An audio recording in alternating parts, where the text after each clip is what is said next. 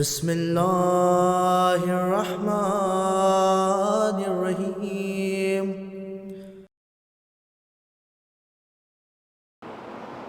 لا حول ولا قوة الا باللہ العلی العظیم۔ اعوذ باللہ من الشیطان اللعین الرجیم۔ بسم اللہ الرحمن الرحیم۔ الحمد للہ الذی علا فی توحد ودنا فی تفرد وجلا فی شانہ واعظما فی ارکان وقہرا جمیع الخلق بقدرتہ وبرہان۔ ثم الصلاۃ والسلام علی اشرف الانبیاء والمرسلین حبیب الہ العالمین مولا و مولا الثقلین جد الحسن والحسین مولانا ابی القاسم محمد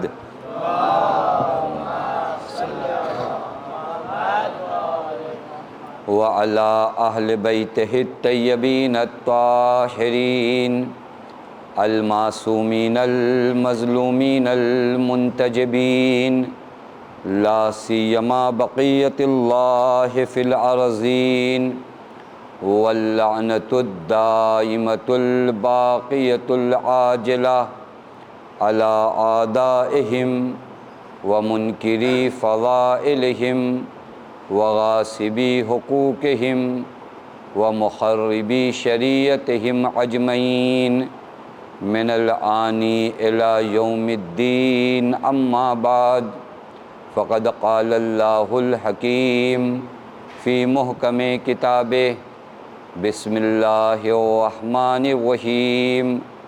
یا ایہا الذین آمنوا استجیبوا للہ وللرسول اذا دعاکم لما یحییکم واعلموا ان اللہ یحول بین المرء وقلبہ وانہ الیہ تحشرون۔ صلوات پڑھیں محمد وآل محمد۔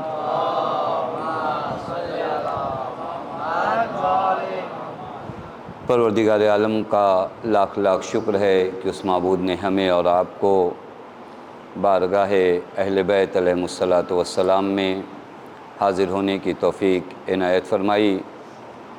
میرے دوستو اور عزیزو، ہم ان ذوات سے وابستہ ہیں جن کا ذکر زمین سے کہیں زیادہ آسمانوں پر ہوتا ہے، اور جن کے ذکر کے محتاج انبیاء بھی ہیں، اولیاء بھی ہیں، ملائکہ بھی ہیں۔ وہ پاک ہستیاں جن کی محتاج تمام کائنات اگر مقام پاکیزگی پر کسی کو پہنچنا ہے تو بغیر اہل بیت علیہم الصلاۃ والسلام کے انسان طہارت اور پاکیزگی کے مقام تک نہیں پہنچ سکتا۔ لہٰذا خدا کا جتنا شکر کیا جائے کم ہے کہ اللہ تعالیٰ نے ہمیں اور آپ کو ان ذوات سے وابستہ کیا کہ جن سے وابستہ ہونے پر تمام عالم افتخار کرتا ہے اور تمام عالم فخر کرتا ہے۔ روایت میں ہے کہ ایک مرتبہ سرکار سید الشہداء پیغمبر اکرم صلی اللہ علیہ وآلہ وسلم کی بارگاہ میں تشریف لائے۔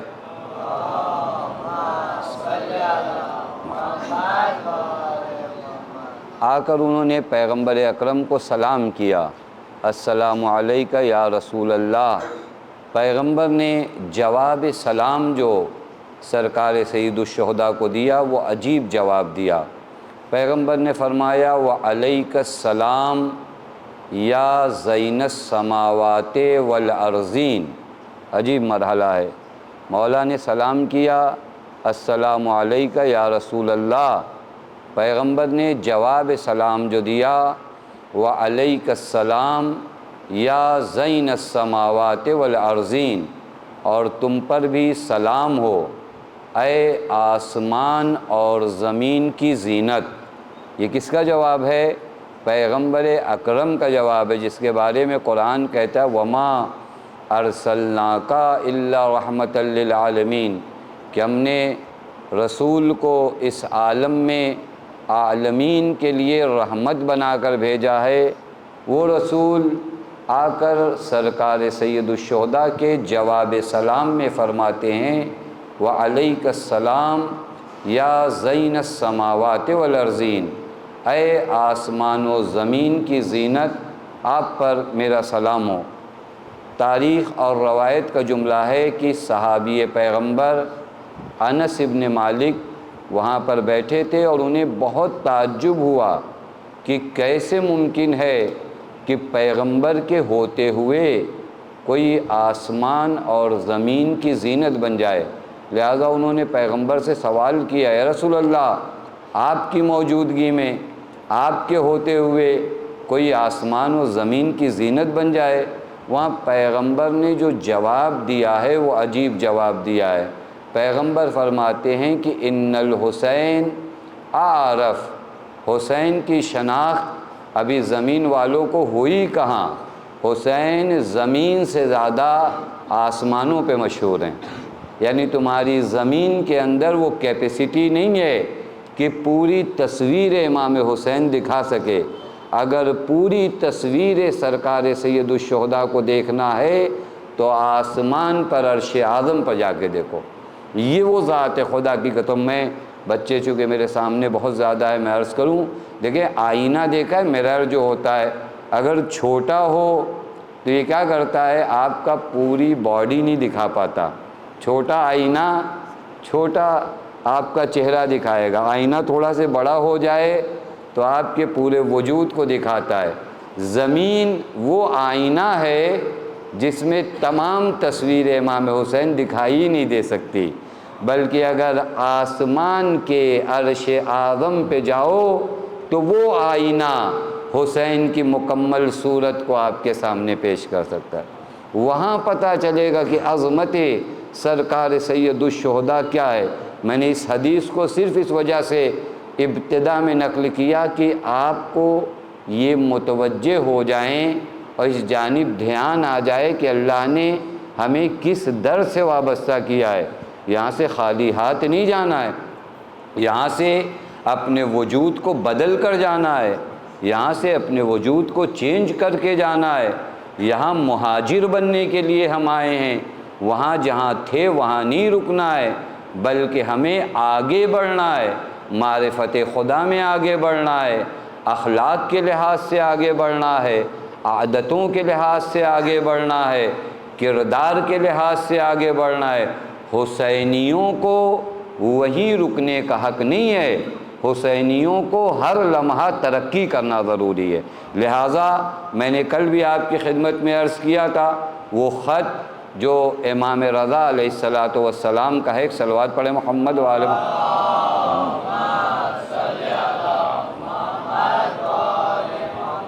دیکھیں یہ درود جو ہے واقعاً میں نے صبح کی مجلس میں ایک دن عرض کیا تھا کہ درود چونکہ ہم سب کو زبانی یاد ہے تو ہم لوگ سوچتے ہیں کہ یہ کوئی معمولی ذکر ہے، یہ بہت بڑا ذکر ہے، یہ بہت بڑا ذکر ہے۔ حتیٰ روایات میں ہے کہ درود جو محمد و آل محمد پر آپ بھیجتے ہو یہ آپ کے نام عمل کو وزنی کرتا ہے۔ آواز بلند نعرہ صلوات۔ اللہم صلی علی محمد و آل محمد۔ لہذا جب ائمہ کا نام آئے تو عادت بنا لیا جائے ہم لوگ کہ جب بھی اہل بیت علیہم الصلاۃ والسلام میں سے کسی کا نام آئے تو خالی نہ جانے پائے۔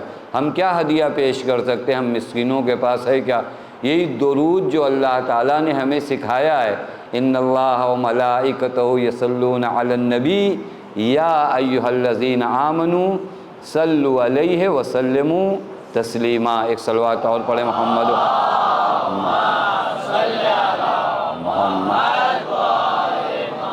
لہذا اگر آپ غور فرمائیے تو ہمیں چینج ہونا ہے، ہمیں تبدیل ہونا ہے، اور وہی موضوع گفتگو یہی ہے کہ ہمارا معاشرہ اور حسینی لائف اسٹائل، جس کو کہتے ہیں حسینی طرز زندگی، آپ زیارت عاشورہ میں بار بار دعا کرتے ہو۔ میں آپ کی خدمت میں عرض کروں، زیارت عاشورہ کا وہ جملہ آپ سب کو یاد ہے، الحمدللہ یہاں پہ جو ماحول ہے ایک مذہبی ماحول ہے، اور بہت اچھا لگتا ہے دیکھ کر جب مذہب سے اتنا قریب لوگوں کو دیکھا جاتا ہے۔ آپ زیارت عاشورہ میں ایک جملہ پڑھتے ہو، اللہم اجعل محیایا محیا محمد و آل محمد و مماتی ممات محمد و آل محمد۔ اس کا معنی کیا ہوتا ہے؟ اس کا معنی یہ ہوتا ہے، اللہ مجھے وہ حیات دے جو حیات محمد و آل محمد کی طرح ہو، یعنی ہم ہر زندگی نہیں گزارنا چاہتے۔ یہ زیارت عاشورہ کا جملہ ہے جو آپ دعا کرتے ہو، میرے اللہ مجھے طرز زندگی وہ دے جو محمد و آل محمد کی طرز زندگی اگر آپ اپنی زبان میں ترجمہ کریں تو وہ اسٹائل، لائف اسٹائل وہ ہو میری جو محمد و آل محمد کی لائف اسٹائل ہے۔ میں ان کے جیسا نہیں بننا چاہتا، یہ طے بات ہے، وہ کہاں میں کہاں، لیکن ان کے نقش قدم پہ چلنا ضرور چاہتا ہوں۔ ان کے نقش قدم پہ چلنا، میری عاقبت بھی وہیں سنورے گی۔ میں فقط زبان سے اگر کہوں کہ میں مولا کا چاہنے والا ہوں تو یہ تو حق نہیں بنتا نا، بلکہ زبان، حتیٰ مولا خود فرماتے ہیں دعات الناس بغیر السنتکم، ہم لوگوں کو دین کی طرف جب بلائیں تو زبان کے ذریعے زیادہ نہ بلائیں، اپنے کردار کے ذریعے زیادہ لوگوں کو دین کی طرف بلائیں۔ ایک مرتبہ آپ زبان کے ذریعے بلاتے ہو، ایک مرتبہ کردار کے ذریعے بلاتے ہو۔ آپ کو گھر کی مثال دے دوں، میں گھر میں ہم اپنے بچوں کو کہیں بچوں سچ بولو، نماز پڑھو، یہ زبان کی دعوت ہو گئی نا۔ ایک مرتبہ آپ خود سچ بولیے، آپ خود نماز پڑھیے، زندگی بھر آپ چلاتے رہ جاؤ گے نماز پڑھو، لیکن اگر آپ خود نہیں پڑھتے تو شاید یہ بچہ نماز نہ پڑھے، لیکن اس کے سامنے وقت نماز اگر آپ مصلی بچھا دو تو کم از کم سجدگاہ لے کے وہ آپ کے پیچھے کھڑا ہو جائے گا۔ یہ بہت آسان تبلیغ ہے۔ تبلیغ کا انداز فقط زبان سے نہیں ہے، پیغمبر نے تبلیغ فقط زبان سے نہیں کیا، پیغمبر نے تبلیغ کیا اپنے کردار سے۔ ہم بھی جب تک اپنا کردار نہیں سنواریں گے اور اپنے کردار کو کردار اہل بیت کی روشنی میں لا کر چیک نہیں کریں گے تو خدا کی قسم ہمارے دل میں فقط ارمان رہ جائے گا نصرت امام کا، لیکن امام کی نصرت نہیں کر پائیں گے۔ امام کی نصرت کے لیے زور بازو کی ضرورت نہیں ہے، امام کی مدد کے لیے کردار کربلا کی ضرورت ہے۔ تو جو فرما رہے ہیں وگرنہ کربلا میں 6 ماہ کے بچے کو اگر آپ دیکھیے، کردار اس بلندی پہ پہنچا دیتا ہے کہ اس 6 ماہ کے بچے کو کیا کہا جاتا ہے؟ ناصر حسین کہا جاتا ہے، کوئی معمولی مرحلہ نہیں ہے۔ لہذا میرے سامنے آج جوان بچے زیادہ بیٹھے ہیں، میں ان کی خدمت میں ایک چیز عرض کروں۔ دیکھیے آپ نے بہت سنا ہوگا، چونکہ بات یہی چل رہی ہے کہ ہم حسینی لائف اسٹائل، ہمارا معاشرہ اور حسینی لائف اسٹائل، اس کو چیک کیا جائے۔ ایک نام آپ لوگوں نے، وہ باتیں پڑھوں جو آپ لوگوں کو قریب سے معلوم ہے، بڑا ایک نام آپ نے سنا ہے، ہم شکل پیغمبر۔ جیسے ہی میں یہ لفظ کہتا ہوں آپ کے ذہن میں نام آ گیا نا کہ ہم شکل پیغمبر کسے کہا جاتا ہے؟ شہزادہ علی اکبر علیہ السلام کو۔ ایک صلوات پڑھیں محمد وعلی محمد صلی اللہ۔ اور یہ ہم شکل پیغمبر ہماری اردو کی مجبوری ہے کہ ہم کہتے ہیں ہم شکل پیغمبر۔ مولا نے یہ نہیں کہا کہ شہزادی علی اکبر ہم شکل پیغمبر ہیں، مولا نے کیا فرمایا معلوم ہے؟ اللہم اشہد، اے میرے اللہ تو گواہ رہنا، میں بھیج رہا ہوں، برضا الیہم، میں اس قوم کی جانب بھیج رہا ہوں، غلامن، غلام کا معنی ہوتا ہے جوان، غلام کا ایک معنی ہوتا ہے وہ غلام جو آپ لوگوں کے ذہنوں میں ہے، عربی میں غلام کا ایک معنی ہوتا ہے جوان، میں اس جوان کو بھیج رہا ہوں اشبہ الناس، جو سب سے زیادہ سملیرٹی اور سب سے زیادہ شباہت رکھتا ہے کس سے؟ بے رسولک، تیرے رسول سے۔ معصوم کا جملہ ہے، یہ خطابت نہیں ہے۔ اشبہ الناس بے رسولک، کون کون سے لحاظ سے جناب علی اکبر رسول کی طرح ہیں؟ خلقن، خلقن و منطقن۔ خلقن، خلقن، بچوں کے لیے بزرگوں سے معافی چاہتا ہوں، بچوں کے لیے کچھ باتیں عرض کر دوں۔ ایک بچہ اپنے باپ سے شباہت رکھتا ہے صورت میں، شکل میں، یعنی جیسی شکل اس کے باپ کی ہے ویسی شکل جو ہے اس بچے کی ہے، تو اس کو کہتے ہیں خلقن، یعنی یہیں پر اردو میں آپ ترجمہ کرو ہم شکل، کیا کہتے ہیں؟ ہم شکل۔ جناب علی اکبر فقط ہم شکل پیغمبر نہیں ہیں، مولا فرماتے خلقن، یعنی چہرے کے لحاظ سے بھی پیغمبر جیسے ہیں، و خلقن، اور کردار کے لحاظ سے بھی پیغمبر جیسے ہیں۔ معنی کریے، خلقن، چہرے کے لحاظ سے بھی جناب علی اکبر پیغمبر جیسے ہیں، و خلقن، اور جملہ عرض کرو معصوم کا جملہ ہے، یوں لفاظی نہیں ہے۔ اور اگر میں کہوں یہ جملہ تو شاید آپ کہیں کہ آپ کیا جانو پیغمبر کون ہے؟ آپ پیغمبر کا اخلاق جانتے ہو؟ پیغمبر کے اخلاق کو قرآن کہتا ہے اِنَّكَ لَعَلَىٰ خُلُقٍ عَظِيمٍ۔ پوری کائنات کو قرآن معلوم ہے کیا کہتا ہے؟ قلیل۔ قلیل کا معنی عربی میں ہوتا ہے کم۔ پوری کائنات کو قرآن کہتا ہے متاع الدنیا قلیل، لیکن جب بات اخلاق پیغمبر کی آتی ہے تو قرآن کہتا ہے عظیم، اِنَّكَ لَعَلَىٰ خُلُقٍ عَظِيمٍ۔ اے میرے رسول آپ خلق عظیم پر فائز ہو۔ سرکار سید الشہداء فرماتے ہیں میرا اکبر فقط شکل میں پیغمبر جیسا نہیں ہے بلکہ اخلاق میں بھی پیغمبر جیسا ہے۔ اور یہ جملہ بھی امام کا ہے، اور اس امام کا ہے جس کے بارے میں خود پیغمبر نے فرمایا حسین منی وانا من الحسین، یعنی اگر کربلا کے دشت میں حسین ابن علی گواہی دیں کہ میرا اکبر شکل میں بھی اور کردار میں بھی پیغمبر جیسا ہے تو گویا امام حسین نہیں کہہ رہے ہیں، خود پیغمبر آ کر کہہ رہے ہیں کہ اکبر اخلاق میں بھی میرے اخلاق جیسا ہے۔ ایک صلوات پڑھے محمد و آل محمد، صلی علی محمد۔ لہذا توجہ فرمائیں،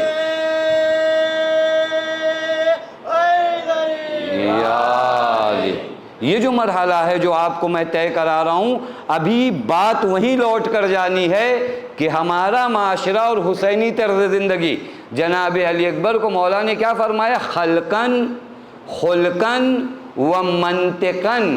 منطقن کا معنی ہوتا ہے بات کرنے کا انداز بھی پیغمبر والا ہے۔ اب آپ توجہ فرمائیے کہ چونکہ جناب علی اکبر کا ذکر عموماً مصائب میں آتا ہے، لہذا جناب علی اکبر کے فضائل نہیں بیان ہو پاتے۔ جناب علی اکبر کے فضائل بہت سے زیادہ ہیں، خدا کی قسم یہی ایک جملہ فضائل کے لیے کافی نہیں ہے کہ کسی کو کہے، اور وہ بھی سرکار سید الشہداء آ کر کہیں جو خود پیغمبر کے شبیہ ہیں، وہ آ کر کہیں کہ میرا اکبر کون ہے؟ پیغمبر سے شباہت رکھتا ہے، خلقن بھی، خلقن بھی، منطقن بھی۔ اگر یہ بات یہاں تک واضح ہو گئی ہو تو اب سوال یہ ہے، میں جو جناب علی اکبر کا ماتم کرتا ہوں، میں جو پیغمبر اکرم کی امت میں سے ہوں، مجھے قرآن نے حکم دیا ہے لَقَدْ كَانَ لَكُمْ فِي رَسُولِ اللَّهِ أُسْوَةٌ حَسَنَةٌ، کہ پیغمبر کی سیرت تمہارے لیے نمونہ عمل ہے، ذات پیغمبر تمہارے لیے نمونہ عمل ہے۔ آیا میرے لیے چانس ہے کہ میں بھی پیغمبر کی شباہت پیدا کر لوں؟ دیکھیں وہ شباہت نہیں، کبھی کبھار یہ ہوتا ہے ایک آدمی تھوڑا سے پیغمبر جیسا بن جائے، ایک آدمی پورے کی پورا پیغمبر کا ہم شکل اور ہم اخلاق بن جائے۔ میرے لیے چانس ہے یا نہیں ہے؟ آپ کے لیے چانس ہے یا نہیں ہے؟ آپ پیغمبر سے آ کر پوچھئے یا رسول اللہ ہم بھی آپ کی سیرت پہ چلنا چاہتے ہیں، ہم بھی آپ کو فالو کرنا چاہتے ہیں، ہم بھی اپنے اندر وہ صفات پیدا کرنا چاہتے ہیں کہ ہم بھی تھوڑا سا آپ کے امتی کہلانے کے لائق ہو جائیں اور ہمیں بھی دو لوگ دیکھ کر کہیں کہ یہ پیغمبر کا امتی ہے۔ میں کیا کروں؟ علاج پیغمبر نے بتایا۔ میں حدیث پڑھوں گا تاکہ آپ کے لیے بات واضح ہو جائے، جوان بچے ہیں ان کی خدمت میں حاضر۔ پیغمبر ایک مقام پر آتے ہیں، اصحاب کو مخاطب کر کے اس طرح فرماتے ہیں الا اخبرکم باشبہکم بی خلقن، اے لوگو کیا میں تمہیں بتاؤں کہ تم میں سے مجھ سے سب سے زیادہ شباہت کون رکھتا ہے؟ یہ خود پیغمبر بتا رہے ہیں کہ تم لوگ اگر چیک کرنا چاہو کہ مجھ سے کتنا قریب ہو تو کیا یہ بتاؤں کہ کون کون سی کوالٹی تمہارے اندر پائی جائے گی تو تم میرے قریب ہو جاؤ گے؟ قالوا بلا، لوگوں نے کہا ہاں یا رسول اللہ آپ بتائیے تو صحیح کہ ہمارے اندر کیا آ جائے کہ ہم آپ کے قریب ہو جائیں، لوگ ہم سے کہیں کہ ہاں یہ صحیح معنوں میں پیغمبر کا امتی ہے۔ پیغمبر نے فرمایا 4 چیزیں، وہی 4 چیزیں موضوع سخن ہے آج کی مجلس کا، 4 چیزیں اپنے اندر لے کر آ جاؤ تم میرے سب سے قریب اور مجھ سے سب سے زیادہ شباہت پیدا کر لوگے۔ وہ 4 چیزیں کیا ہیں میرے جوان، میرے دوست، میرے بھائی؟ یہ پیغمبر کا جملہ ہے، پیغمبر چاہ رہے ہیں کہ اگر مجھ سے شباہت پیدا کرنا ہے تو یہ 4 چیزیں تمہارے اندر ہونی چاہیے۔ وہ 4 چیزیں کیا ہیں؟ اعظمکم، احسنکم اخلاقا واعظمکم حلما وابرکم بقرابتک۔ عجیب مرحلہ ہے، پیغمبر فرماتے ہیں اگر تمہیں میرا شبیہ بننا ہے، مجھ سے شباہت پیدا کرنی ہے تو تمہیں 4 کوالٹی اپنے اندر لانی ہوگی۔ ایک، احسنکم خلقا واعظمکم حلما وابرکم بقرابتک واشدکم بنفسہ انصافا۔ یہ 4 چیزیں 4 مجلسیں ہیں، لیکن میں بڑی اختصار سے آپ کی خدمت میں بیان کروں۔ پہلی چیز، پیغمبر چاہتے ہیں کہ میری امت مجھ جیسی بن جائے۔ مجھ جیسی کا مطلب عرض کیا کہ پیغمبر نہیں بننا ہے ہم کو، یہ ہم سے ڈیمانڈ بھی کسی نے نہیں کیا ہے، لیکن پیغمبر کا فالو تو بننا ہے، پیغمبر کے قریب تو جانا ہے۔ کیسے قریب جاؤں؟ پیغمبر فرماتے ہیں تم میں سے جس کا اخلاق سب سے اچھا ہوگا وہ مجھ سے قریب ہوگا۔ پہلی چیز کیا ہے؟ احسنکم اخلاقا، اخلاق کے لحاظ سے جس کا اخلاق جتنا اچھا، دیکھیں زبان سے کہنا کہ میں پیغمبر کا چاہنے والا ہوں، میں پیغمبر کا ماننے والا ہوں، اس وقت ہنر ہے جب پیغمبر آ کر کہیں کہ یہ میرا چاہنے والا ہے۔ پیغمبر فرماتے میرا چاہنے والا، مجھ سے شباہت پیدا کرو گے۔ 4 چیزیں اگر تمہارے وجود میں آ جائیں، پہلی چیز احسنکم اخلاقا، اخلاق کے لحاظ سے جس کا اخلاق جتنا اچھا ہے وہ مجھ سے اتنا قریب ہے۔ اب آپ غور فرمائیے، اپنے معاشرے کو چیک کیا جائے، کبھی کبھار ہوتا یہ ہے کہ میں بہت اچھے کام کرتا ہوں، نماز پڑھتا ہوں، روزہ رکھتا ہوں، حج کرتا ہوں، لیکن اخلاق کے لحاظ سے میرا اخلاق ٹھیک نہیں ہے۔ ہوتا ہے، آپ نے دیکھا ہوگا بعض لوگ نماز روزہ پابند دین ہیں، لیکن اگر ان کو دے، اور اخلاق کا بھی بہت اہم مرحلہ ہے، پڑوسیوں کے ساتھ اخلاق میرا کیسا ہے، اپنے بھائیوں کے ساتھ اخلاق کیسا ہے، ماں باپ کے ساتھ اخلاق کیسا ہے، خود شوہر کا بیوی کی نسبت اخلاق کیسا ہے، بیوی کا شوہر کی نسبت اخلاق کیسا ہے، یہ پورا ایک ٹاپک ہے جس پہ گفتگو کیا جائے۔ میں نے روایت دیکھا ہے، خدا کی قسم عجیب روایت ہے، ایک مقام پر معصوم فرماتے ہیں کہ اذا کان لہو امرأۃ، اگر کسی انسان کی ایک زوجہ ہو، توزی ہے، جو اس کی وائف اسے ستاتی ہو، پھر اس کے بعد کا عجیب مرحلہ ہے، اب یہ خاتون، معصوم کا جملہ ہے، سامت الدہر، پوری زندگی کیا کرے؟ روزہ رکھے، وقامت، پوری زندگی نماز پڑھے، وَاعْتَقَتْ الرِّقَابِ، غلاموں کو آزاد کرے، وَأَنْفَقَتِ الْأَمْوَالِ فِي سَبِيلِ اللَّهِ، راہ خدا میں مال دے، لیکن لم يقبل اللہ صلاتها، اللہ اس کی نماز کو قبول نہیں کرتا۔ یعنی معلوم ہوا میرے اعمال کے قبول ہونے کی ایک شرط کیا ہے؟ اخلاق ہے۔ اور یہ بات فقط عورتوں کی طرف سے نہ ہو، مردوں کے لیے بھی سیم یہی ہے۔ حدیث میں آیا وَعَلَى الرَّجُلِ مِثْلَ ذَلِكَ، اور مرد پر بھی یہی ہے، یعنی ایک مرد ہو سکتا ہے معاشرے میں بڑے نیک کام کرتا ہو لیکن گھر میں اس کا اخلاق ٹھیک نہیں ہے۔ پیغمبر فرماتے ہیں لم یقبل اللہ صلاتہا، اللہ اس کی نماز قبول نہیں کرے گا۔ اب اگر نماز نہیں قبول کرے گا تو وہ حدیث آئیے وَإِن قُبِلَتْ قُبِلَ مَا سِوَا وَإِن رُدَّتْ رُدَّ مَا سِوَا، نماز نہیں قبول ہوگی یعنی کوئی نیک عمل قبول نہیں ہوگا۔ پس پہلا کام حسینی معاشرے میں کیا ہونا چاہیے؟ اخلاق، بھائیوں کے ساتھ، باپ کے ساتھ، ماں کے ساتھ، بیوی کے ساتھ، پڑوسی کے ساتھ۔ خدا کی قسم یہی اخلاق وہ طاقت ہے جس سے دین پھیلا ہے، یہی اخلاق پیغمبر ہے جس کی وجہ سے آج تک 1400 سال بعد بھی پیغمبر کا نام آتا ہے تو ایک انصاف کرنے والا انسان پیغمبر کے سامنے سر تسلیم کو خم کرتا ہے۔ آپ اخلاق ائمہ دیکھو، میں ایک جگہ پر روایت دیکھ رہا تھا، امام حسن علیہ السلام، ایک صلوات پڑھے محمد وعلم،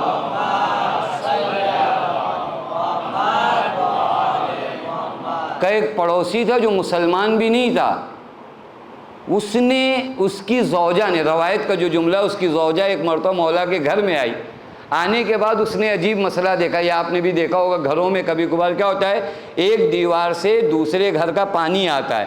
اس زمانے میں وہ جو کنویں ہوتے تھے، وہ کنویں گھروں میں ہوتے تھے تو کنویں کا جو پانی رستہ تھا اس کی وجہ سے حضرت کی پوری دیوار گیلی تھی۔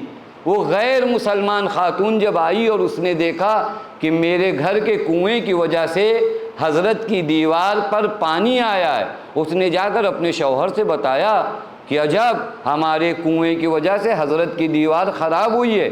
وہ آیا دوڑ کر مولا کے پاس، مولا آپ نے کبھی بتایا نہیں؟ کہا میرے نانا نے بتایا ہے کہ پڑوسیوں کے حقوق کا خیال رکھو۔ دیکھیں جو وجہ فرمائی، یہ دین ہے، یہ دین ہے، یہ دین پہنچائیے نا۔ دین کا مطلب نماز پڑھنے کے بعد کسی کی توہین کرنا دین نہیں ہے کہ آپ نے 2-4 اچھے عمل کر لیے تو آپ کا اخلاق برا ہو جائے۔ اخلاق برا ہو جائے گا، اعمال قبول نہیں ہوتے ہیں۔ لہذا پیغمبر فرماتے ہیں اگر تم چاہتے ہو کہ تم مجھ جیسے بنو اور میرے امتی بنو تو تمہارے اندر ایک کوالٹی کیا آنا چاہیے؟ احسنکم اخلاقاً، تمہارا اخلاق بہترین ہو۔ یہ خدا کی قسم اس پہ کام ہونے کی ضرورت ہے۔ اخلاق دھیرے دھیرے، اور اخلاق فقط سر جھکا کے ملنے کو اخلاق نہیں کہتے۔ میں اگر یہاں وقت ہوتا تو رکتا، وگرنہ وہ 4 چیزیں نہیں بتا پاؤں گا۔ اخلاق کا مطلب فقط ایسے سینے پہ ہاتھ رکھ کر بات کرنا اخلاق نہیں ہوتا۔ اخلاق کا مطلب ہوتا ہے سچ بولنا، اخلاق کا مطلب ہوتا ہے غیبت نہ کرنا، اخلاق کا مطلب ہوتا ہے کسی کے حق کو ضائع نہ کرنا، اخلاق کا مطلب ہوتا ہے کہ کسی کے حقوق کو پامال نہ کرنا۔ یہ سب اخلاق میں آتا ہے، یہ پہلی کوالٹی ہونا چاہیے۔ اس کے بعد معلوم ہے کیا پیغمبر نے فرمایا جو آج ہمارے معاشرے میں کم ہے، وَأَعْظَمُكُمْ حِلْمًا، اگر تم مجھ جیسا بننا چاہتے ہو، یہ مجھ جیسا بار بار عرض کر رہا ہوں، آپ توجہ فرمائیے گا، پیغمبر جیسا نہیں کہ پیغمبر ہو جاؤ گے، جیسا کہ بعضوں کو لگتا ہے کہ پیغمبر ہم جیسے، العیاذ باللہ، ہم سراپا خاک، وہ سراپا نور، وہ کہاں اور ہم کہاں۔ انبیاء ان سے مقابلہ نہیں کرتے، انبیاء چاہتے ہیں کہ اللہ ان کے شیعوں میں قرار دے تو ہم جیسے لوگ کہاں پر ان جیسے نہیں، ان کے امتی اور ان کے راستے پر اگر قائم ہونا چاہیں۔ پیغمبر دوسری کوالٹی کیا بتاتے معلوم ہے؟ وَأَعْظَمُكُمْ حِلْمًا، حلم کا معنی کیا ہوتا ہے معلوم ہے؟ حلم آج ہمارے معاشرے میں کم ہو گیا ہے۔ حلم کا معنی ہوتا ہے تحمل کرنا، برداشت کرنا۔ آپ دیکھو آج کسی کے اندر قوت برداشت نہیں، کوئی کسی کی بات سن کر برداشت کرنے کو تیار نہیں۔ یہ ہر گھر کا آپ دیکھ لیجئے کہانی ٹائپ کی ہے، ہر لمحہ آدمی غصے میں رہتا ہے، بہانہ ڈھونڈتا ہے لڑنے کے لیے۔ پیغمبر فرماتے وہ معاشرہ جو دینی معاشرہ بنے گا، جو معاشرہ حسینی معاشرہ بنے گا، اس کے اندر ایک پاور اور ایک طاقت ہونی چاہیے حلم کی، برداشت کرنے کی۔ تھوڑی دیر میں آدمی کو ایسا لگے کہ میری بے عزتی ہو گئی، اس کے بعد وہ پورا زمین و آسمان سر پہ گرانے کی کوشش کرتا ہے کہ یہ کیا ہو گئی، قوت برداشت۔ آپ دیکھ لیں ایسا، اور اس کی بھی وجہ ہے لوگوں کے وجود میں اور زندگی اتنا اسٹریس فل ہو گئی ہے نا، یہ قوت تحمل دھیرے دھیرے لوگوں کوئی برداشت نہیں کرتا۔ آپ روڈ پہ چلے جاؤ، تھوڑی سی ٹریفک ہو جائے دیکھیں واویلا مچ جاتا ہے گھروں میں. اور یہ حلم نہ ہونے کی وجہ سے, یہ تحمل نہ ہونے کی وجہ سے ہم بہت پیچھے چلے آ رہے ہیں, بہت پیچھے چلے آ رہے ہیں. خدا کی قسم میں آپ کی خدمت میں عرض کروں, واقعاً حلم وہ طاقت ہے. آپ کبھی توجہ فرمائیے گا, ہم لوگ یہ پڑھتے ہیں, مجمع بھی واہ واہ کرتا ہے, لیکن ایک مرتبہ سوچنے کا مقام ہے. یعنی وہ شامی شخص جب آیا اور آنے کے بعد اس نے حضرت امیر کو برا بھلا کہنا شروع کیا, امام حسن مجتبیٰ نے کیا کیا؟ امام نے فرمایا تمہارے پاس رہنے کو گھر نہیں ہے, تمہارے پاس کپڑا نہیں ہے, تمہارے پاس کھانا نہیں ہے. یہ ہے حلم. یہ حلم چونکہ حضرت جانتے ہیں کہ ابھی اس کے لیے حق واضح نہیں ہوا ہے, اسے بتایا کچھ گیا ہے, اس نے حق کو قریب سے دیکھا ہی نہیں. اور جب اس نے دیکھا کہ نہیں یہ وہ حضرات ہیں تو پیروں پہ گر گیا, کہنے لگا مولا میں جب آیا تھا تو سب سے بڑا دشمن تھا, لیکن آج آپ کے غلاموں میں ہوں. یہ قوت حلم واقعاً یہ بہت بڑی طاقت ہے. پیغمبر فرماتے تمہارے اندر حلم کہاں ہے, تحمل کہاں ہے, برداشت کہاں ہے؟ ہم اپنے معاشرے کو چیک کریں. ایک مصیبت آ جانے کے بعد, ایک مشکل آ جانے کے بعد, کسی کی ایک بات بری لگ جائے اس کے بعد دیکھیے واویلا مچ جاتا ہے. جبکہ جس نے بھی کائنات میں ترقی کیا ہے ایک طاقت اس کے اندر ہونی چاہیے جس کا نام حلم ہے, قوت برداشت. اور آپ دیکھ لیجئے خدا حلیم ہے یا نہیں ہے, خدا کے اندر کتنا برداشت ہے. وگرنہ مجھ جیسے آدمی کو ایک منٹ زندہ نہیں رہنا چاہیے, اتنے گناہوں کے بعد آپ زندہ رہو نہیں. خدا کہتا نہیں میرا بندہ ہے. ہم پڑھتے بھی ہیں وہاں پر, اگر آپ لوگوں کو یاد ہو دعائے جوشن کبیر میں, چونکہ آپ لوگوں نے ماہ مبارک میں پڑھی ہے, تھوڑا سے دیر ہو گئی. یا حلیمن لا یوجل, اے وہ خدا جس کا حلم اتنا ہے کہ وہ جلدی نہیں کرتا.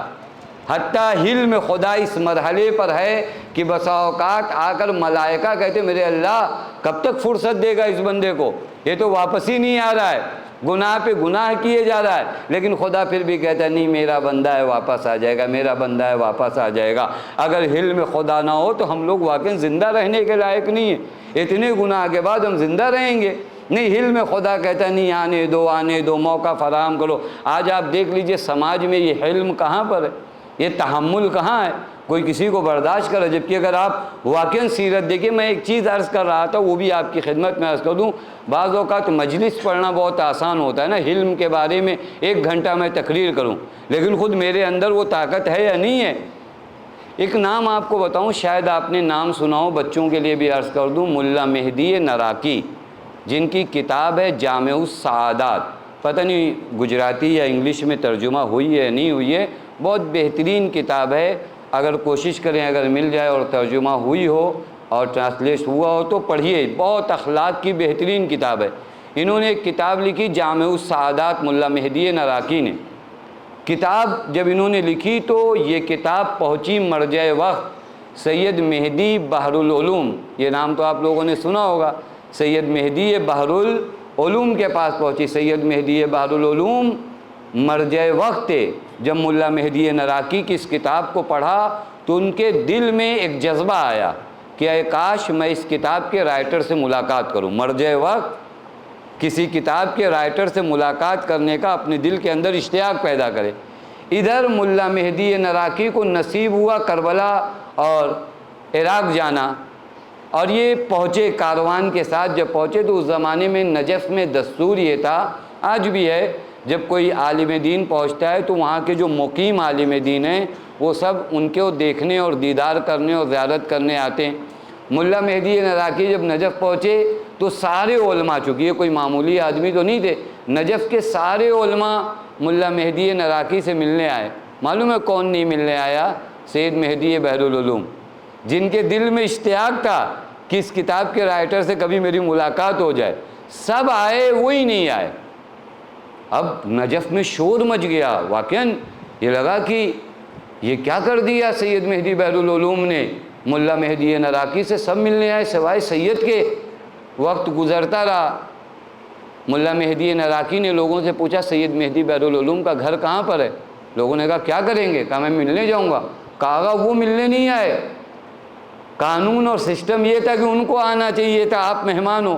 کہا نہیں, سید مہدی بحر العلوم علم کا دریا ہے, مجھے جانا چاہیے ان سے ملنے. یہ جب ملنے پہنچے نا، عجیب ہے، یہ حلم کو یاد رکھیے گا، یہ حلم کہاں تک انسان کو پہنچاتا ہے۔ حلم بولنا بہت آسان ہے، اس کو تھوڑا پریکٹیکل لائف میں لائیے نا تو تھوڑا سے سخت ہو جاتا ہے، تھوڑا سے سخت ہو جاتا ہے۔ سید مہدی بحر العلوم سے ملنے یہ چلے گئے، ایک تو آپ آئے نہیں، سید مہدی ملنے نہیں آئے، یہ بیچارے جب ملنے پہنچے تو معلوم ہے کیا ہوا، وہاں پہ علماء بیٹھے ہوئے تھے، سید مہدی نے زیادہ ان کی طرف توجہ ہی نہیں کیا۔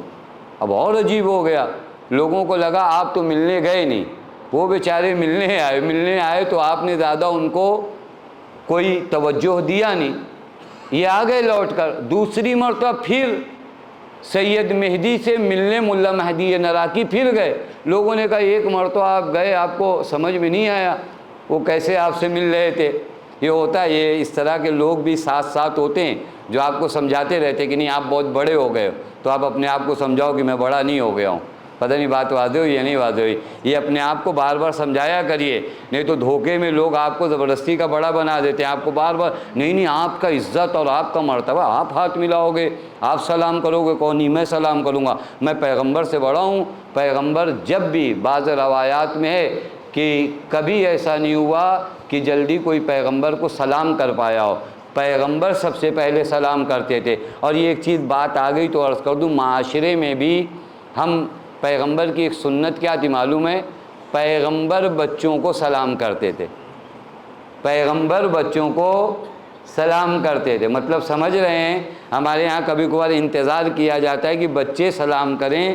آپ سنت پیغمبر کو اگر زندہ کرنا چاہتے ہیں تو آپ بڑھ کر آئیے، بچوں کو سلام کریے، اور یہ سسٹم یہی ہے، یہی بچے کل بڑے ہوں گے دوسرے بچوں کو پہلے سلام کریں گے، یہ ایک سنت پیغمبر ہے جسے دھیرے دھیرے بلایا جائے۔ بہرکیف میں یعنی سید مہدی سے لوگوں نے کہا ایک مرتبہ مل کے آئے، ابھی آپ کو سمجھ میں نہیں آیا، دوبارہ پھر جاؤ گے، کہاں دوبارہ جاؤں گا، دوبارہ گئے، دوبارہ بھی سید مہدی نے کوئی توجہ ہی نہیں کیا ان کی طرف۔ اب یہ جب آنے لگے، اس زمانے میں سفر بھی ہماری طرح تو نہیں 15-20 دن میں عراق سے واپس آ گئے، وہاں 2-3 مہینہ اس زمانے میں رکا جاتا تھا۔ آخری مرتبہ جب ان کو جانا ہوا تو انہوں نے کہا آخری ملاقات بھی میں سید مہدی سے کروں گا۔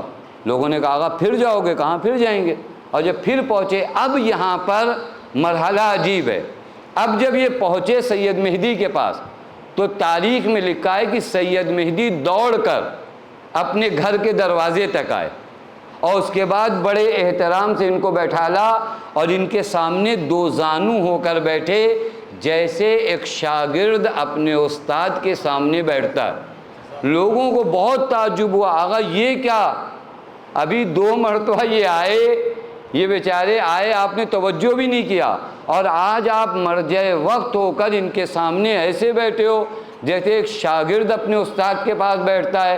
تو سید مہدی نے راز کھولا، کہ جب ان کی کتاب میں پڑھ رہا تھا اور حلم تک جب میں پہنچا تو انہوں نے بہت اچھا حلم کے بارے میں لکھا تھا، میرے دل میں آیا تھا کہ میں ملاقات کروں گا، لیکن جب یہ یہاں آئے تو میں نے سوچا کہ چیک کروں فقط لکھا اچھا ہے یا حلم پر عمل بھی ہے۔ پتہ نہیں بات واضح ہے نہیں، 4 صفحہ 50 صفحہ ایک اشرا آپ اس سے پڑھوا لو، لیکن میرے اندر حلم ہے یا نہیں ہے؟ یہ وہ طاقت ہے خدا کی قسم جو کسی کو سید مہدی بناتی ہے تو کسی کو ملا مہدی نراقی بناتی ہے۔ پیغمبر کیا فرماتے ہیں، اعظمکم حلما، تم میں سے حلم اور تحمل، آپ دیکھیے تمام چیزیں ہمارے معاشرے میں دھیرے دھیرے کم ہوتی جا رہی، اخلاق، چھوٹے بچے بڑھ کر بڑوں سے کہتے ہیں آپ سے کیا مطلب ہے، یہ نہیں ہے، یہ خدا کی قسم یہ اخلاق دین نہیں ہے، یہ اخلاق دین نہیں ہے۔ بڑے بھائی کا احترام اپنی جگہ ہے، باپ کا احترام اپنی جگہ۔ تیسری چیز، میں زیادہ دیر یہاں نہ رکوں، تیسری چیز جو پیغمبر بتاتے ہیں کہ تمہیں اگر میرا شبیہ بننا ہے، ابرکم بقرابتک، یہ بھی معاشرے میں کم ہو گیا، اپنے قرابت داروں سے اچھے سے پیش آؤ، نیکی کے ساتھ پیش آؤ۔ میں نے کل بھی عرض کیا تھا کہ مولا نے کیا فرمایا تھا، والمظاورہ واقبال بعضہم علی بعض، تم لوگ ایک دوسرے کی زیارت کو جایا کرو، ایک دوسرے سے ملنے کو جایا کرو۔ ابرکم بقرابتک، تم میں سب سے زیادہ جو اپنے رشتہ داروں، اپنے قرابت داروں سے نیکی کرے گا وہ مجھ سے سب سے قریب ہے۔ اب آپ انصاف سے بتائیے، ہمارا معاشرہ، ہمارا سماج، ہم اپنے آپ کو چیک کریں، قرابت داروں میں سب سے بڑا نام کس کا ہے؟ ماں باپ ہیں۔ ماں باپ سے بڑا بھی کوئی قرابت دار ہے؟ مجھے انصاف سے بتاؤ، ان ماں باپ کے ساتھ نیکی ہو رہی ہے؟ میں نے اس دن پر بریکٹ میں ایک چیز عرض کیا تھا، بچوں کے لیے عرض کروں، خدا کی قسم آپ اپنے ذہن میں رکھ لینا، اس چیز کو ہمیشہ ذہن میں رکھنا، دین کے لحاظ سے یا دنیا کے لحاظ سے اگر آپ کو ترقی کرنا ہے تو بغیر ماں باپ کے احترام کے ترقی نہیں کر سکتے، طے کر لو۔ میں اس منبر مولا سے آپ کی خدمت میں عرض کر رہا ہوں، ماں باپ کا احترام اگر کسی معاشرے سے ختم ہو جاتا ہے وہ معاشرہ زوال کی حد تک چلا آتا ہے۔ ماں باپ، خدا کی قسم بعض روایت آپ کو بتاؤں، پیغمبر فرماتے ہیں ایک باپ کی دعا بیٹے کے حق میں ایسی ہے جیسے ایک نبی اپنی امت کے حق میں دعا کرتا ہے۔ آپ مت کو میں بچوں سے عرض کرو نہیں میں تو زیادہ نماز پڑھتا ہوں، میرے ابا نماز نہیں پڑھتے، میں ان کا احترام کروں، وہ آپ کا ٹاپک نہیں ہے، وہ آپ کا ٹاپک بالکل نہیں ہے۔ میرا باپ نماز شب نہیں پڑھتا ہو، لیکن اس کی دعا میرے حق میں نبی کی طرح ہے، تو جو وہ میرا باپ ہے، وہ میرا باپ ہے۔ خدا کی قسم آپ دیکھ لیجئے، کبھی کبھار ہم سے بعض جوان ملتے ہیں، آگا بڑی مشکل ہے، بڑا پرابلم ہے، بہت یہ میں آپ کی خدمت میں عرض کروں، مجھ جیسے آدمی کو ابا کبا امامہ پہن کے آپ کہتے ہو مولانا التماس ہے دعا، آپ دعا کریے گا، مجھ سے پہلے جا کر اپنے گھر میں کہو، اپنے ماں باپ سے کہو کہ اماں میرے لیے دعا کرنا، ابا میرے لیے دعا کرنا۔ مولانا کی دعا قبول ہو نہیں معلوم، لیکن تمہارے ماں باپ تمہارے حق میں دعا کریں گے، ضرور قبول ہوگی۔ پتہ نہیں بات واضح ہو رہی نہیں؟ ابرکم بقرابتک، اپنے قرابت داروں کے ساتھ اچھائی سے پیش آؤ۔ خدا کی قسم ہمارے معاشرے میں، ہمارے یہاں غرب کا کلچر نہ جانے کہاں سے آ گیا ہے، یہ بے رخی، بعضوں کو دیکھیے ماں باپ کا دیدار کیے ہوئے زمانہ ہو جاتا ہے، اتنا لائف کو مصروف کر لیا ہے، اتنا کہتے ہیں وقت نہیں ہے۔ معلوم ہے کیوں نہیں وقت ہے؟ ایک چیز آ گئی تو عرض کر دوں، وقت بھی بابرکت ہوتا ہے، وقت میں بھی برکت ہوتی ہے، جس طرح پیسے میں برکت ہوتی ہے نا، وقت میں بھی برکت ہوتی ہے۔ بعض لوگوں کے وقت میں برکت نہیں، 24 گھنٹہ سب کے پاس ہوتا ہے ایک دن میں، لیکن بعضوں کو آپ دیکھیے 24 گھنٹے میں بہت بڑا کام کر جاتے ہیں۔ بعض مجھ جیسے ہوتے ہیں جن کے 24 گھنٹے میں کوئی برکت نہیں ہوتی۔ یہ وقت کی برکت کہاں سے آتی معلوم ہے؟ یہی ماں باپ کے ساتھ جو نیکی کرو گے نا تو اللہ تمہارے وقت کو مبارک قرار دے گا۔ بعض علماء کی آپ تاریخ پڑھو نا، 60 سال کی عمر میں 110 جلد کتاب لکھ کر چلے گئے۔ میرے جیسے لوگ پوری عمر میں 110 جلد کتاب پڑھ نہیں پاتے، ان کی بھی عمر 60 سال ہے، ہم لوگ بھی 60 سال رہتے ہیں، ان کے پاس بھی آپ میں ایک نام لوں، بہت بڑا نام ہے، شاید بچوں کے لیے اچھا ہو، شیخ انصاری رضوان اللہ تعالیٰ علیہ، ان کی 2 کتاب رسائل اور مقاصد، ابھی نجف میں، قم میں، ہر حوزے میں جب تک یہ کتاب نہیں پڑھائی جاتی نا کوئی جلدی مجتہد نہیں بنتا، کوئی جلدی مجتہد نہیں بنتا۔ ان کے پاس کتنا کم ٹائم رہا ہوگا، درس بھی دیتے تھے، مرجع بھی تھے، کتابیں بھی لکھنی تھی، لیکن آپ کو معلوم ہے روزانہ مولا کے حرم میں آتے تھے، زیارت جامع کبیرہ پڑھتے تھے، 1 پارہ قرآن روزانہ پڑھتے تھے، اور اس کے بعد زیارت عاشورہ جو پڑھتے تھے دن میں 2 مرتبہ پڑھتے تھے، 100 سلام اور 100 لعنت کے ساتھ پڑھتے تھے۔ ہاں یہ بھی بات بریکٹ میں باتیں بڑی آ رہی ہے، بعضوں کو لگتا ہے زیارت عاشورہ میں سلام ہونا چاہیے، لعنت نہیں ہونا چاہیے۔ سلام اس وقت تک ٹھیک ہو ہی نہیں پائے گا جب تک لعنت ٹھیک نہیں ہوگی۔ ایک صلوات پڑھے محمد و آل محمد پہ، اللہم صلی علی محمد، لعنت بے شمار۔ اگر سلام صحیح کرنا ہے نا حسین کو تو حسین کے قاتلوں پہ لعنت کرنا پہلے ٹھیک کر لو۔ تو جو فرمایا جب تک لعنت کرنا ٹھیک نہیں کرو گے تب تک سلام صحیح نہیں کر پاؤ گے۔ میں اپنی طرف سے نہیں کر رہا ہوں، جہاں پہ بھی قرآن میں توحید کی بات آئی نا فوراً شرک کا مسئلہ آیا۔ اگر آپ سسٹم دیکھو، اللہ اپنی وحدانیت کو منع، یہ بار بار کہا لا تشرک باللہ لا تشرک باللہ، کہا جب تک شرک سے نفرت نہیں ہوگی توحید صحیح آئے گی نہیں، جب تک دشمنان اہل بیت سے براءت صحیح نہیں ہوگی تب تک اہل بیت کا تولا صحیح ہو نہیں سکتا۔ تو جو فرما رہے ہیں نہیں، تو 100 سلام 100 لعنت کے ساتھ آپ کیا پڑھتے تھے زیارت۔ اب ان کے پاس کتنا ٹائم ہے؟ زیارت جامع کبیرہ، مجھ سے پوچھئے میرے کتنا دن ہوا پڑھے ہوئے، میں آپ کی بات نہیں کرتا۔ زیارت عاشورہ 100 سلام 100 لعنت کے ساتھ، 1 پارہ روزانہ قرآن، اس کے بعد معلوم ہے کیا ہے، مرجع وقت ہے، ہماری طرح تو نہیں دن بھر مسئلے آنا، لوگوں کے مسائل پوچھنا، خط لکھنا، یہ کرنا، حوضہ چلانا، پورا یہ کام، اس کے بعد یہ بھی کام، یہ وقت میں برکت نہیں ہے۔ شیخ انصاری کے لیے بھی تو دن بھر میں 24 ہی گھنٹے تو ہوتے تھے، وہ 24 گھنٹے میں اتنا بڑا کام کر جاتے ہیں، میں 24 گھنٹے میں پوری عمر گزار کے نہیں ہو پاتا۔ کیوں معلوم ہے؟ شیخ انصاری نے اپنے وقت کو مبارک بنایا تھا اپنی ماں کی خدمت کر کے۔ آپ پوری تاریخ اٹھا کر دیکھو، شیخ انصاری جب مرجع وقت ہو گئے تھے نا، تو اپنی والدہ کو، چونکہ وہ ہمارے زمانے کے لحاظ سے ہمارے ہاں تو گھروں میں حمام ہوتے، اس زمانے میں گھروں میں حمام نہیں ہوتے، باہر پیسے والے حمام ہوتے تھے، عورتوں کا الگ مردوں کا الگ۔ اپنی والدہ کو اپنی پشت پہ لے کے جاتے تھے۔ کہاں پر؟ اپنی والدہ کو اپنی پشت پر، وہ بھی کب؟ جب مرجع وقت ہو گئے تھے۔ تو کسی نے آ کر کہا، یہ بھی بات ہے، کبھی کبھی ہوتا ہے نا، آپ آفس میں آپ کو سب لوگ سر اور مجھ جیسے آدمی کو مولانا تو ہم کو لگتا ہے کہ ٹھیک ہے، گھر میں بھی جائیں تو کہیں مولانا صاحب آ گئے، نہیں، گھر میں تمہارا باپ ہے، تمہاری ماں ہے، وہ تمہارا احترام توڑی نہیں کریں گے، تمہارے اوپر واجب ہے تم اس کا احترام کرو۔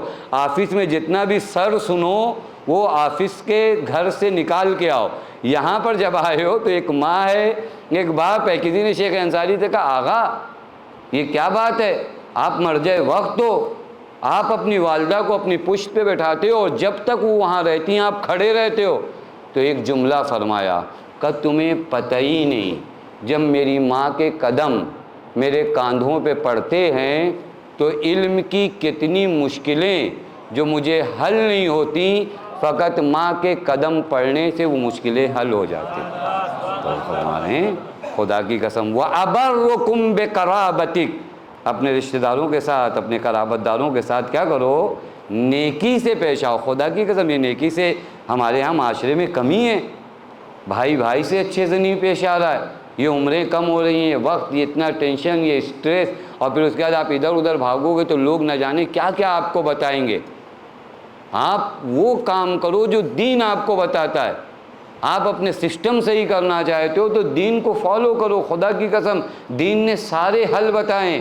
عمریں کم ہوتی جا رہی ہیں، مال میں برکت نہیں ہے، ذہن پہ ایک ہمیشہ ٹینشن بنا ہوا ہے۔ کیوں معلوم ہے؟ چونکہ ہم دین سے دور ہوتے جا رہے ہیں۔ ماں کے پاس بیٹھنے کا ہمارے پاس ٹائم نہیں ہے، باپ سے بات کرنے کا ٹائم نہیں ہے۔ خدا کی قسم یہ صحیح مرحلہ نہیں ہے، یہ ایک سماج کے لیے اچھی بات نہیں ہے، یہ حسینی سماج نہیں ہے، یہ حسینی سماج کا پہچان یہ نہیں ہے۔ حسینی سماج کی پہچان عجیب ہے، عجیب ہے۔ خدا کی قسم میں اپنے بچوں سے عرض کروں، اگر تم مجلسوں میں آتے ہو اور ماں باپ کا حق ادا کر کے نہیں آتے تو یاد رکھنا امام تم سے خوش نہیں ہے، امام خوش نہیں ہے۔ حق ادا کر کے آؤ، ماں باپ کو خوش کر کے جس دن فرش مجلس پہ بیٹھو گے نا، اس دن ایک الگ معنویت تمہارے اندر آئے گی، ایک الگ معنویت آئے گی۔ آؤ تو حسین ابن علی کا در ہے، آپ نے نہیں دیکھا؟ آپ سب نے وہ واقعات ہم سنتے ہیں، تھوڑا سے عمل کرنے کی کوشش کریں نا۔ ایک عالم دین نے خواب میں کیا دیکھا کہ ایک جوان مولا کی زری کے پاس آ کر اس نے سلام کیا اور حضرت نے سلام کا جواب دیا۔ کہتے ہیں میں نے جب خواب میں دیکھا تو مجھے لگا کہ ہاں یہ واقعہ پیش ہونا ہے۔ کہتے ہیں میں فوراً مولا کے حرم جب پہنچا تو دیکھا ایک جوان آیا ہے، اس نے مولا کو سلام کیا، حضرت نے جواب دیا۔ کہا میں نے خواب میں تو حضرت کو دیکھا لیکن اب ظاہری حالت میں نے حضرت کو نہیں دیکھا۔ میں نے اس جوان سے پوچھا تمہارا کون سا عمل ہے، کون سا کردار ہے کہ مولا تمہیں جواب دے؟ جواب آپ کو بھی دیتے ہیں، یہ بھی یاد رکھیے گا۔ اور میں ایک جملہ ہمیشہ یہ کہتا ہوں، جواب آپ کو وہ نہیں دیتے، وہ سلام کرتے ہیں تو زیارت پڑھ کر آپ جواب دیتے ہو۔ پتہ نہیں بات واضح ہوئی نہیں واضح ہوئی؟ در حقیقت یہ جب زیارت پڑھنے کی توفیق ملے نا تو انہوں نے پہلے تم کو سلام کیا ہے، تو زیارت پڑھ کے جو توفیق تمہیں ملی ہے تم نے جواب سلام دیا ہے۔ یہ حضرت کا مرحلہ ہے، حضرت سب کو جواب دیتے ہیں، لیکن ہمارے کان، آپ پڑھتے ہیں نا امام رضا کی زیارت میں کہ میں سن نہیں پا رہا ہوں، میں سن نہیں پا رہا ہوں، لیکن بعض لوگ سن لیتے ہیں۔ وہ کیسے سنتے ہیں؟ اس سے پوچھا جب انہوں عالم دین نے کہا میرے ماں باپ کو ہر پنجشنبے کو میں زیارت پہ لاتا ہوں، ایک جمعرات کو باپ کو، ایک جمعرات کو ماں کو، لیکن ایک جمعرات کو جب میں نکلا تو میری ماں نے مجھے حسرت بھری نگاہ سے دیکھا، کہا بیٹا مجھے معلوم ہے کہ اس جمعرات کو میرا نمبر نہیں ہے، لیکن پتہ نہیں اگلی جمعرات تک زندہ رہ پاؤں نہیں رہ پاؤں، مولا کی زیارت کا جذبہ بہت دل میں تڑپ رہا ہے۔ اس نے کہا کوئی بات نہیں، میں اپنی پشت پہ آپ کو بیٹھا کر لے کے جاؤں گا، اور لے کر گیا۔ وہ کہتا ہے جب میں ہانپتا ہوا، میری سانس پھولتی ہوئی تھی، چونکہ پشت پہ والدہ کو بیٹھا لا تھا، سواری پہ باپ کو، اور وہاں پہنچ کر تھکا ہوا میں نے کہا السلام علیک یا ابا عبداللہ، فوراً جواب آیا وعلیک السلام۔ کہتے وہ دن تھا، اور اب میری والدہ کو مرے ہوئے بھی 3 مہینہ ہو گیا، لیکن آج بھی جب بھی آتا ہوں زری کے پاس اور سلام کرتا ہوں تو حضرت کا جواب سنائی دیتا ہے۔ تو جو فرما رہے ہیں معمولی مرحلہ نہیں ہے میرے دوستو عزیزو۔ میں جان بوجھ کے اس چیز کو آپ کی خدمت میں عرض کروں، وَأَبَرُّكُمْ بِقَرَابَتِكَ، اپنے معاشرے کو اگر ہم کو صحیح کرنا ہے ان حدیثوں کو فالو کرنا پڑے گا۔ آخری چیز عرض کروں اور آپ کی رحمت تمام کروں، وَأَشَدُّكُمْ لِنَفْسِهِ إِنصَافًا، پیغمبر فرماتے ہیں کہ اگر میری شباہت پیدا کرنی ہے تو ایک کام، چوتھا کام جو تمہیں کرنا ہے وہ یہ کہ انصاف سے کام لو۔ کس سے کام لو؟ انصاف سے۔ انصاف کا مطلب کیا ہوتا ہے معلوم ہے؟ آسان جو حدیثوں میں بتایا نا، جو چیز اپنے لیے نہیں پسند کرتے دوسروں کے لیے بھی مت پسند کرو۔ آپ میں سے مجھ میں سے کس کو اچھا لگتا ہے کہ میں نہ رہوں لوگ میری غیبت کریں؟ کسی کو یہ پسند نہیں ہے نا، اس کی برائی ہو، اس کے گھر کی باتیں بلوہ عام میں ہو، کسی کو پسند ہے یہ؟ کسی کو نہیں پسند ہے۔ میں نہیں چاہتا کہ میرے گھر کی باتیں لوگ بلوہ عام میں کریں۔ خوب اگر یہ چیز مجھے نہیں پسند ہے تو پیغمبر فرماتے ہیں انصاف کا تقاضا یہ ہے کہ اپنے مومن بھائی کے لیے بھی وہ پسند مت کرو۔ تمہیں نہیں پسند ہے کہ کوئی تمہاری توہین کرے، کسی کو پسند ہے کہ کوئی اس کی توہین کرے؟ جب کسی کو نہیں پسند ہے کہ اس کی توہین کی جائے تو خوب یہ کیسے اچھا لگتا ہے کہ دوسرے کی توہین کیا جائے، میں کھڑا ہو کر وہاں مسکراؤں، میں وہاں کھڑا ہو کر باتیں کروں۔ اشدکم بنفسہ انصافا، انصاف سے کام لو۔ انصاف کا مطلب یہی ہے جو چیز اپنے لیے پسند کرو وہ دوسروں کے لیے پسند کرو، جو چیزیں تمہیں بری لگتی ہوں وہ دوسروں کے لیے بھی برا سمجھو۔ کیوں ہم یہاں پر معاملے کو چھوڑ دیتے ہیں؟ مجھے نہیں لگتا کہ کوئی میرے بارے میں یوں باتیں کرے، اور مجھے بھی کسی کے بارے میں یوں باتیں نہیں کرنی چاہیے۔ مجھے نہیں پسند ہے کہ کوئی میرے گھر کے بارے میں بلوہ عام میں باتیں کریں، تو خوب مجھے نہیں پسند ہونا چاہیے کہ کوئی کسی مومن کی باتیں بلوہ عام میں کرے۔ مجھے نہیں پسند ہے کہ کوئی میری توہین کرے، تو خوب کسی مومن کی توہین کو میں بھی نہیں پسند کروں۔ یہ بہت اہم مرحلہ ہے، خدا کی قسم یہ 4 چیزوں کو یاد کریے، یہ حدیث بہت اہم ہے۔ پیغمبر فرماتے ہیں الا اخبرکم باشباہکم بی خلقن، کیا میں تمہیں آگاہ کروں کہ تم میں سے سب سے زیادہ مجھ سے قریب کون ہے؟ تو لوگوں نے جب کہا ہاں آپ بتائیے، تو پیغمبر نے فرمایا تم میں سے جس کا اخلاق سب سے زیادہ مجھ سے قریب ہے، تم میں سے جس کا حلم سب سے زیادہ مجھ سے قریب ہے، تم میں سے اپنے ماں باپ اور دیگر رشتہ داروں کے ساتھ سب سے زیادہ جو نیکی کرنے والا ہے، تم میں سے سب سے زیادہ جو انصاف کرنے والا ہے وہ مجھ سے زیادہ قریب ہے۔ اب یہاں پر کسی لیب میں جانے کی تو ضرورت نہیں ہے، کہیں ٹیسٹ کرانے کی تو ضرورت نہیں ہے، میں اپنی رپورٹ پڑھ سکتا ہوں، آپ اپنی رپورٹ پڑھ سکتے ہیں، یہاں تو پیسہ بھی نہیں لگتا، یہاں لیب میں بھی جانے کی ضرورت نہیں ہے۔ میں چیک کروں کہ میں اپنے قرابت داروں سے کتنا قریب ہوں، میرے اندر انصاف کتنا ہے، میرے اندر حلم کتنا ہے، میرے اندر اخلاق کتنا ہے۔ خدا کی قسم اب اگر یہ حدیث پوری طریقے سے واضح ہو گئی ہو کسی حد تک، اب آؤ مولا کا وہ جملہ سنو۔ مولا نے کیا فرمایا؟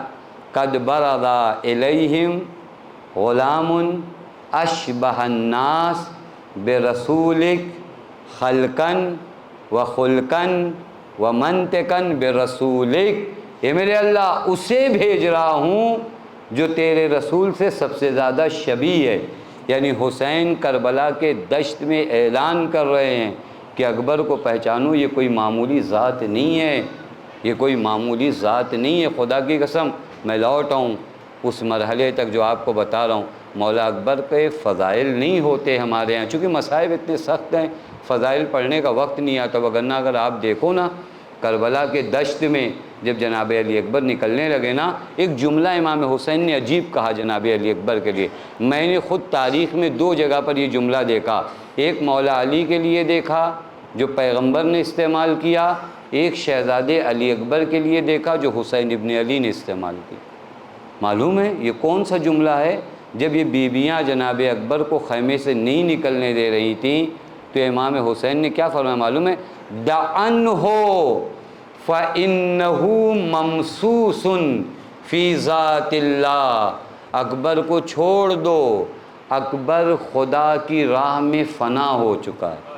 یعنی اکبر نے اپنے پورے وجود کو فنا فی اللہ کر لیا ہے۔ یعنی جناب اکبر کی معرفت کس مرحلے پہ تھی؟ یہ معصوم کہہ رہے ممسوس فی ذات اللہ، اگر کوئی اپنے وجود کو پوری طرح سے خدا کے لیے وقف کر دے تو معصوم فرماتے ممسوس فی ذات اللہ۔ یہ جملہ کائنات میں ایک مرتبہ پیغمبر نے مولا متقیان کے لیے کہا۔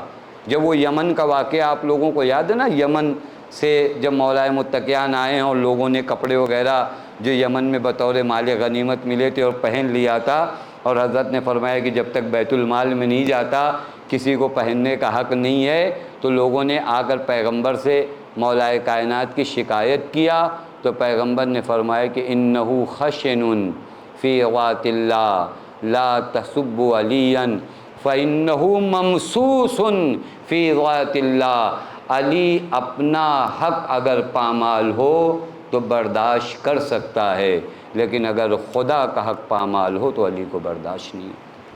علی فنا فی اللہ ہے، علی یہ نہیں دیکھتا کہ کون اس سے راضی ہے کون اس سے غضبناک ہے۔ آپ دیکھ لو مولا متقیان کی حکومت کے زمانے میں جو 3 جنگیں ہوئی ہیں نا، حضرت چاہتے تو ان لوگوں کو پیسہ دے کے راضی کرتے، جیسا کہ گزشتہ حکومتوں میں یہ کیا جاتا تھا، لیکن علی کو اس کی پرواہ تو نہیں ہے کہ آپ راضی ہو یا خوش ہو۔ علی کو فقط ایک ذات کی پرواہ ہے، وہ ذات خدا، کہ میرا خدا خوش ہے یا میرا خدا خوش نہیں ہے۔ اس کو کہتے ہیں ممسوس فی ذات اللہ۔ اب مقام علی اکبر کو سمجھو جہاں پر امام حسین فرماتے ممسوس فی ذات اللہ، کوئی معمولی مرحلہ نہیں ہے۔ روایت میں آپ پڑھتے ہیں نا، روایت میں ہے کہ کننا اذا اشتقنا الی رسولک الی زیارت رسولک، کہ ہم جب تیرے رسول کی زیارت کا اشتیاق پیدا کرتے تھے۔ یہ مولا کا جملہ ہے، خدا کی قسم، یہ لفاظی نہیں ہے، یہ خطابت نہیں ہے۔ حضرت کننا اذا اشتقنا، ہم جب زیارت رسول کا اشتیاق پیدا کرتے تھے تو نظرنا الی ولدی، تو میں اپنے بچے کی جانب نگاہ کرتا تھا۔ عجیب ہے، حسین خوش شبیہ پیغمبر ہیں، لیکن حسین جب اشتیاق رسول پیدا کرتے تھے تو جناب علی اکبر کو دیکھتے تھے۔ یہ وہ ذات ہے خدا کی قسم۔ اور اسی لیے اگر آپ دیکھیے بات یہاں تک آ گئی تو میں دل بھی چاہ رہا اسی ذات کا مصائب پڑھوں جو بڑا سخت مرحلہ ہے، بڑا سخت مرحلہ ہے۔ خود اہل حرم میں سب کے لیے مسئلہ بڑا سخت ہے جناب علی اکبر کی شہادت کا۔ بعض مقامات پہ ملتا ہے، ایک مہدی ہے مازندرانی ہیں، 50 سالوں تک انہوں نے حرم امام حسین میں مجلسیں پڑھی ہیں، 50 سال تک۔ انہوں نے ایک کتاب لکھی آثار الحسین، آثار الحسین میں یہ لکھتے ہیں کہ مازندران میں ایک شخص ہے جس کا نام ملا عباس ہے۔ ملا عباس ہر سال مولا امام حسین کی زیارت کو جاتی ہیں، بہت بڑا شرف ہے، خدا کی قسم اللہ تعالی ہم سب کو زیارت امام حسین نصیب فرمائے، یہ بہت بڑا شرف ہے۔ میں عرض کر رہا ہوں آپ کی خدمت میں، ملائکہ مشتاق ہیں زیارت امام حسین کے لیے۔ میں انشاءاللہ کل آپ کی خدمت میں ان باتوں کو عرض کروں گا، چونکہ 40 بھی دھیرے دھیرے قریب آ رہا ہے۔ انبیاء مشتاق ہیں زیارت امام حسین کے لیے، انبیاء، کلیم اللہ، روح اللہ، وہ تمام کے تمام انبیاء زیر قبہ امام حسین آنے کے لیے مشتاق ہیں، مشتاق ہیں۔ ملائکہ مشتاق ہیں، ملائکہ مشتاق ہیں۔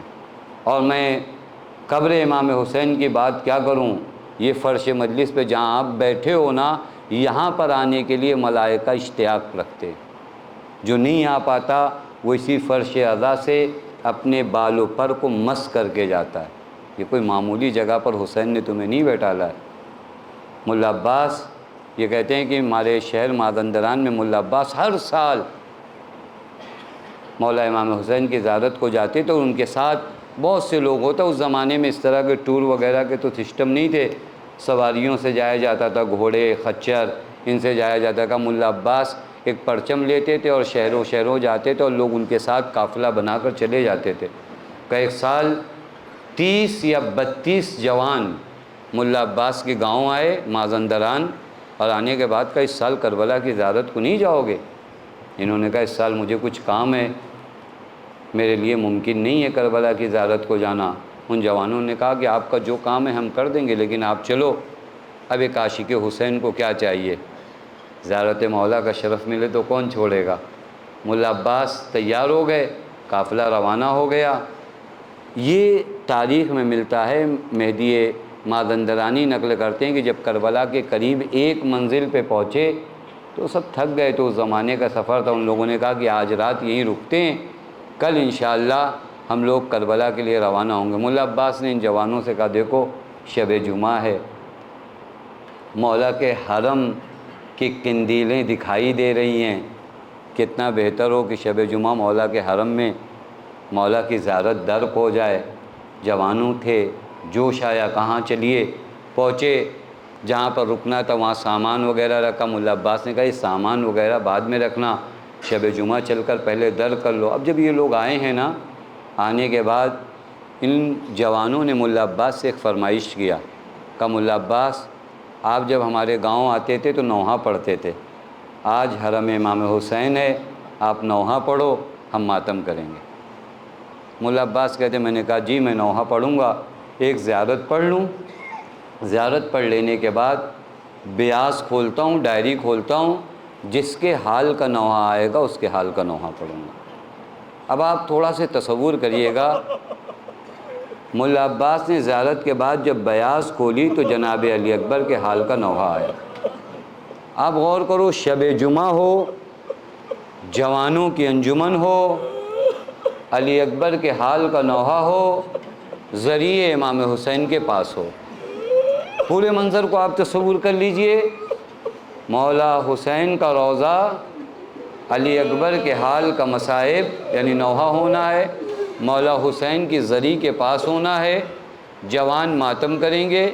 کہتے ہیں خوب رقت ہوئی، نوحہ پڑھا گیا، میں نے جوانوں سے کہا بس ماتم ہو گیا اب چلو۔ کہا جہاں ہم رکے تھے وہاں لوٹ آئے، رات کے ایک پہر خواب میں نے دیکھا کہ ایک غلام آیا ہے اور آ کر کہہ رہا ہے ملا عباس اٹھو، تمہارا آقا تم سے ملنے آیا ہے۔ ملا عباس کہتے کون آقا؟ کیونکہ تصور میں بھی نہیں ہے کہ مولا حسین آئیں گے۔ کہا کون آقا؟ کہا جس آقا کی زیارت کو آئے ہو۔ کہا وہ آقا ملنے آ رہے ہیں؟ کہا ہاں۔ کہا وہ کیوں آ رہے ہیں؟ مجھ غلام کو لے چلو۔ کہا نہیں ملا عباس، حسین نے منع کیا ہے۔ کہا نہیں ہم خود آئیں گے۔ بس ارباب عزا، یہ کہتے ہیں عالم خواب میں نے دیکھا میرا مولا قریب آیا، میں نے اپنے ساتھیوں کو بھی عالم خوابی میں جگایا اور ہم سب بیٹھے تھے۔ مولا جب آئے ہیں تو ہم ان کے احترام میں اٹھنا چاہتے تھے۔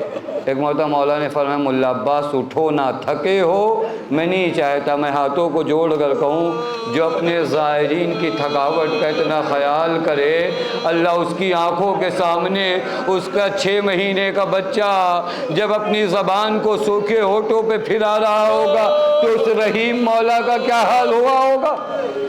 کہا ملا عباس اٹھو نہ، تمہیں حسین کے حق کا واسطہ ہے۔ پھر اس کے بعد مولا نے ایک ایک کی خیریت معلوم کی اور اس کے بعد مولا نے فرمایا ملا عباس جب کوئی میرا زائر آتا ہے میں اس کی زیارت کو آتا ہوں۔ اور ملا عباس جو جمعرات کو تم مجلس کرتے ہو نا، وہاں ایک ضعیف جو میرے عزاداروں کی جوتیاں صحیح کرتا ہے اس کو میرا سلام کہنا۔ اپنے مقدر پہ ناز کرو، خدا کی قسم اگر کوئی کام کرنے کا موقع ملے نا امام بارگاہ میں، شرف سمجھو، کام مت دیکھو کون سا کام لیا جا رہا ہے، حسین کی نوکری میں ہر نوکری بڑی ہے، ہر نوکری بڑی ہے۔ اس کے بعد کا ملا عباس اب جب میرے حرم آنا نا اور جمعرات کو آنا تو اکبر کے حال کا نوحہ مت پڑھنا، اکبر کے حال کا نوحہ مت پڑھنا۔ اللہ اکبر۔ مولا کوئی خطا ہو گئی، مولا کوئی غلطی ہو گئی؟ کہا نہیں ملا عباس کوئی غلطی نہیں ہوئی، جب سے تم نے اکبر کے حال کا نوحہ پڑھا ہے میری ماں رو رہی ہے چپ نہیں ہوتی۔ سمجھ گئے نا؟ اکبر کا مصائب اتنا سخت ہے کہ زہرا کی آنکھوں سے آنسو بند نہیں ہوتے۔ اے ملا عباس، ارے میری ماں کو غش پہ غش آ رہا ہے، اکبر کے حال کا نوحہ نہ پڑھ رہا۔ ہار باب اغا، اکبر کا مصائب اتنا سخت آئی جب حسین ابن علی کربلا کے دشت میں آئے ہیں نا، عجیب منظر دیکھا۔ جوان بیٹا ہے، ایڑیاں رگڑ رہا ہے، ارے سینے پہ ہاتھ رکھے ہیں، اور حسین نے جب یا علی کہہ کر برچی کی عجی نکالی ہے، اکبر کی روح قبض ہے ان سری سے پر۔